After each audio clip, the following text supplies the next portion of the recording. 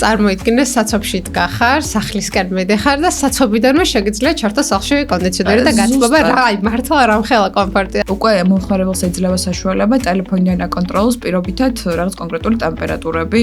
როგორ უნდა შევარჩიოთ სწორი ზომები, მონტაჟზე უფრო მნიშვნელოვანი არის პროექტის დაწერის პროცესი. რა განსხვავება აქვს სტანდარტულ კონდიციონერთან შედარებით და ესე ვთქვათ, რა პლუსებს აძლევს თქვენი სისტემები მომხმარებელს?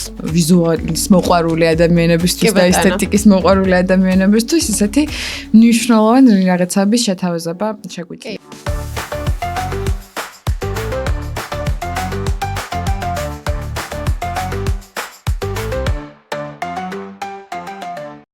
ეს არის პოდკასტი რემონტის ამბები, ჩემი სტუმარი კი არის MRV ინჟინერინგის წარმომადგენელი სალომე. სალომე, როგორ ხარ პირველ რიგში? მოგესალმებით, კარგად. მადლობა, კარგად. და როგორ გრძნობ თავს, როგორია შენი დღევანდელი განწყობა? მე ვფიქრობ, რომ ძალიან საინტერესო რაღაცების და ინფორმაციის გაცნობა შეგვიძლია ჩვენი მაყურებლისთვის. ისეთი რაც მნიშვნელოვანია ზოგადად საინჟინრო და სარემონტო მიმართულებით რომ იცოდნენ. კი ბატონო, აი რა შეგიძლია გითხრა შენ კომპანიაზე, რა საქმიანობთ? რა სამსახურს ეწევით, აი მოკლედ რო გითხრათ, რომ აუხსნე ჩვენ მაყურებელს დაახლოებით. MRV ინჟინერინგი უკვე წლებია პოზიციონირებს ბაზარზე როგორც წამყვანი საინჟინრო კომპანია.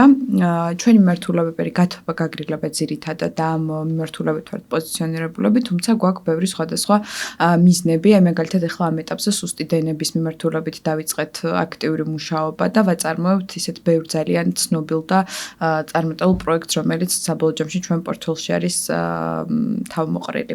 მაგის გარდა, ზოგადად საინჟინრო მიმართულების და იმ დიდი პორტფელის რაზეც ვმუშაობთ, ჩვენ ასევე ძალიან ბევრ საქმეს ვაკეთებთ უშუალოდ საინჟინრო ცნობიერის გაზრდის მიმართულებით, რადგან საქართველოში არ არის ეს სფერო რაღაცნაირად ისეთი ცნობილი და ადამიანებმა რაღაცა არ იციან, ანუ ჩვენ ვერ ვხედავთ იმას, რამხელა რომ აკეთდება, თუნდაც აი ამ ოთახში მაგალითად ახლა რომ ზივართ გრილა და აი ამის უკან რამხელა რაღაც არის, ამას ვერ ვხედავთ, ზირთად ჩანს ხოლმე უფრო რაღაცა სარემონტო სამუშაოები და ეს შემდეგ და ეს სფერო ძალიან ისეთი ღრმა და დიდია და ზოგადად ბევრ რაღაც საინტერესო ამბავს მოიცავს, რასაც ვცდილობთ ხოლმე რომ ჩვენი კომუნიკაციით ადამიანებს გავაგებინოთ, რომ ეს თვითონ ეს მიმართულება და ამაზე ცოდნა უფრო სიღრმისეული გახდეს საქართველოში. კი ბატონო. აი უფრო უკეთრო გითხრა, როგორია, ესე თქვა ამ თანამედროვე სისტემების როლი ცხოვრების ხარისხში.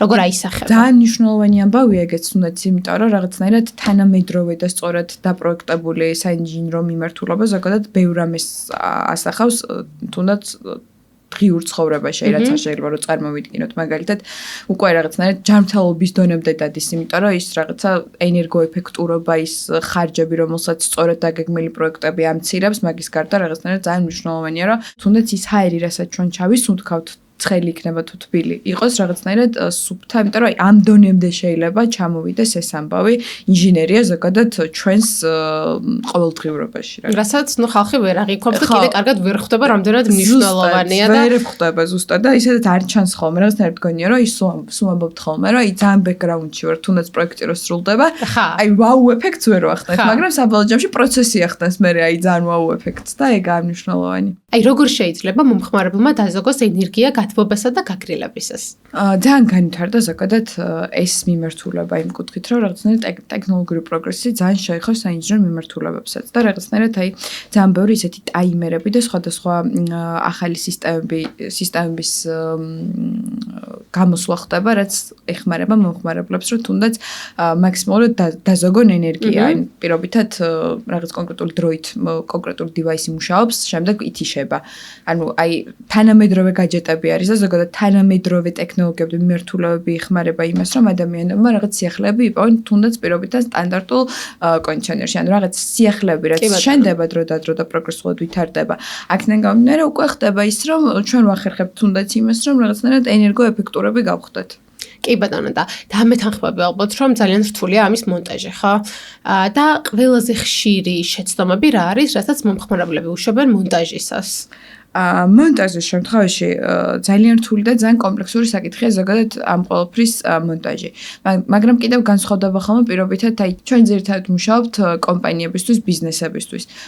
ეს კიდე საერთოდ სხვა საკითხია, იმიტომ რომ ხშირად არის ხოლმე რომ რაღაცნაირად ბიზნესებს წარმოუდგენიათ, რომ აი თავიდან ბოლომდე ამ ყველაფრის სრული ორგანიზება არ არის საჭირო, იმიტომ რომ რაღაცნაირად შეიძლება რომ რაღაცები თუნდაც ფინანსურად დავზოგოთ, მაგრამ საბოლოო ჯამში იმდენად მნიშვნელოვანი საკითხია, თუნდაც სახანძრო უსაფრთხოების სწორი ფორმირება და სხვადასხვა რაღაცები ბიზნესებისთვის მაგალითად და ანუ ეს კარგად და სწორად დაგეგმილი ეს პროექტები საბოლოო ჯამში ჩვენს მომხმარებლებს შემდგომ უკვე მიღებულ სტუმრებს ეს იქნება სასტუმრო მიმართულება თუ პირობითად საერთო მიმართულება უქმნის უდიდეს კომფორტს. კი ბატონო. ამიტომ აქაც ძალიან მნიშვნელოვანი სწორი ფილტრაცია მოხდეს უშუალოდ კომპანიის, რომელსაც აქვს გამოცდილება უმუშავია ბევრ მსგავს პროექტზე და რაღაცნაირად იყოს სწორი ანუ სწორი გამოცდილებით. ეხლა ჩვენ მაგალითად ვმუშაობთ ხოლმე ძალიან ხშირად აუთსორსზე გვყავს უცხოელი ექსპერტები, რომლებიც რაღაცნაირად განსხვავებულ და რთულ кейსებში გვეხმარებიან, რომ ხშირად არის ხოლმე რაღაცა ისეთი რაღაცები შეიძლება დაიგეგმოს გაუთვალისწინებელი და კომპეტენციურად რომ რაღაცა ბევრად სხვა შედეგი დავდოთ, მნიშვნელოვანია ხოლმე რომ მაქსიმალურად მეტი კომპეტენტური ადამიანი იყოს ჩართული ამ ამბავში და შესაბამისად ვფიქრობთ, რომ დაზოგვის კუთხითაც ბიზნესებს შეგვიძლია მიმართოთ, რომ საჭიროა მხოლოდ და მხოლოდ ზუსტად ფილტრირებული კომპანიები და მომხმარებლობის შემთხვევაში უშუალოდ სახლებშიც რა თქმა უნდა მნიშვნელოვანია რომ რაღაცნაირად მხოლოდ სანდო კომპანიებს ვანდოთ ეს ჩვენი მიმართულებები. იცი რა უნდა კითხა, რამდენად მნიშვნელოვანია პროფესიონალი გუნდის ჩართვა ამ შემთხვევაში და რა საფრთხე შეიძლება გამოიწვიოს არაკვალიფიკაციურმა, ასე ვთქვათ, მონტაჟმა? ძალიან ბევრი ისეთი საბოლოო ჯამში ანუ кейსი შეგვიძლია გავიხსენოთ რაღაცა შეიძლება ის არ დასრულდეს მაგალითად ფატალური შედეგით და რაღაცა საოცრება არ მოხდეს თუმცა შეიძლება რაღაცნაირად მოხდეს პირობითად კვამლის წარმოშობის პროცესში არ მოხდეს სწორი რეაგირება და ასე შემდეგ და აქედან გამომდინარე ძალიან მნიშვნელოვანია რომ კიდევ ერთხელ ვიმეორებ რომ ყველა ის დეტალი ანუ პროექტის შესრულებამდე ზოგადად მონტაჟამდე მონტაჟზე უფრო მნიშვნელოვანი არის პროექტის დაწერის პროცესი ანუ სანამ მაგალითად რაღაც კონკრეტულ პროექტს შევასრულებთ ძალიან მნიშვნელოვანია რომ ყველა დეტალი წინასწარ იყოს აუცილებლად გათვლილი და გამორიცხული, იმიტომ რომ თავიდან იყოს მაქსიმალურად არიდებული. ანუ საბოლოო ჯამში თვითონ ეს მიმართულებები, სახაზრო უსაფრთხოება, გათვალისწინება ემსახურება იმას, რომ შევქმნათ კომფორტი და გამორიცხოთ რისკები. ამიტომ რა თქმა უნდა ძალიან მნიშვნელოვანია რომ ისეთ ადამიანებს და ისეთ კომპანიებს ვანდოთ ეს ყველაფერი, სადაც გვეცოდინება რომ რაღაცა როცა დაიხურება თუნდაც კონკრეტული შენობა, ღამით მშვიდად ტოვებთ, იმიტომ რომ რამე მოხდეს იქნებით დაცული. ჩაგიძიები თუ გქონია რამე საფრთხესთან დაკავშირებული кейსები და როგორ გაუმკლავდით ამ кейსებს, ან როგორ ხდება ამ პრობლემის გადაჭრა? საფრთხესთან დაკავშირებული кейსები ესე არ გქონია, იმიტომ რომ ზოგადად თუ იმას მეკითხებით რომ რთულად დასაგეგმი პროექტი, ზოგადად ეს რაღაც სამედიცინო მიმართულება მაგალითად ყველაზე რთულია, იმიტომ რომ MRO-ს გარდა ძალიან ცოტა კომპანია შეიძლება გავიხსენოთ საქართველოში, რომელიც საოპერაციო ინჟინერი, ანუ საოპერაციო ოთახში ახერხებს საინჟინრო სისტემების დანერგვას, იმიტომ რომ ეს ძალიან განსხვავებული და ესეთი კომპლექსური საკითხია. მაგრამ ანუ ჩვენთვის ახლა მაგალითად ესეთი ერთ-ერთი ყველაზე საამაყო ასე გიპასუხებთ. ჯერ საფრთხე არ შეგვქონია ერთად. ძალიან კაი, მშვენიერი არც შეგექმნას, ხეზე დავაგაგონოთ. ერთ-ერთი საინტერესო ესეთი კარგი პროექტი მახსენდება ბალნეოლოგიური ცენტრი, რომელსაც ჩვენ ვასრულებთ და თითქმის უკვე სრულდება მიმდინარე პროექტია. იმიტომ გამოვყოფ, რომ რაღაცნაირად ძალიან განსხვავებული ამბავი იყო, რადგან იქ არის ეს რაღაცა ისტორიული მახასიათებლები, თუნდაც დიზაინის კუთხით, თუნდაც თვითონ შენობის კუთხით და ძალიან ისეთი არის ჩელენჯურია შეათავსო ისტორიული ძეგლისა და რაღაცა ახალი თანამედროვე პროგრესული ტექნოლოგიების ნაზავი გააკეთო ერთად. ძალიან ისეთია. და ამ პროექტს გამოვყოფთ, იმიტომ რომ ძალიან განსხვავებული იყო და ჩვენ ჩავერთეთ ძალიან ბევრი ცნობილი ექსპერტი, არა მხოლოდ ქართველი, ერთად დავწერეთ პროექტი და საბოლოო ჯამში რაღაცნაირად გავედით იქამდე. თავარი ყოველთვის რომ დამკვეთის საჭიროებებზე ვიყოთ მორგებული. ზუსტად ეს დამკვეთი საჭიროება იყო, რომ ეს ნიშა, რაც ქონდა იერსახე შეგვენარჩუნებინა და ისე შეგვეტანა ეს რაღაც მოდერნული ტექნოლოგიები და მალე უკვე ეს პროექტი სრულდება და ისეთი არის. მშვენიერი წარმატებები მინდა გისურვოთ ამ პროექტის გაგრძელებაში და დასრულებაში. სალომე. 21 საუკუნეა და დღესდღეობით უამრავი ადამიანი უკვე ჭკვიან სახლს აკეთებს, ხო? ეს ძალიან რაღაც ტენდენცია შემოსული, ყველას უნდა ჭკვიანი სახლი, რადგან ზოგი არის ემიგრანტი და იქიდან რა აკონტროლოს თავის ბინა და შესაბამისად ძალიან მომრავლდა ესე თქვი ჭკვიანი სახლის გაკეთება. მაინტერესებს როგორ შეიძლება ჭკვიანი სახლის სისტემების ინტეგრირება გათბობა გაგრძელებაში. ჭკვიანი სახლის ამბავში, ხო, ზოგადად მოიტანა რაღაცა პროგრესმა, ბევრი რამე მოიტანა და ბევრი რამე გააჩინა და მოფიქრობ, რომ ძალიან საინტერესოა ზოგადად. რომ გვიყვარს ავყვეთ ინოვაციურ ინოვაციებს და ტენდენციებს და ჭკვიანი სახლის შემთხვევაში გათვალგაგლების ნაწილი ძალიან საინტერესოა, იმიტომ რომ რაღაცნაირად უკვე მომხმარებელს ეძლევა საშუალება ტელეფონიდან აკონტროლოს პირობითად რაღაც კონკრეტული ტემპერატურები, და ამის მიხედვით მოირგოს, იმიტომ რომ ის თუ მაგალითად პირობითად ცხელა, შეგვიძლია რომ წინასწარ გავაგრილოთ სახლის სანამ მივალ და ამით დავზოგოთ უშუალოდ დანახარჯები და მაქსიმალურად კომფორტს რა თქმა უნდა. რაც შეეხება ჭკვიანი სახლის ინტეგრირებას, ანუ გათბობის მიმართულებით, ჩვენ შემთხვევაში რაღაცნაირად არ არის ხოლმე დიდი მომართვიანობა ამ კუთხით.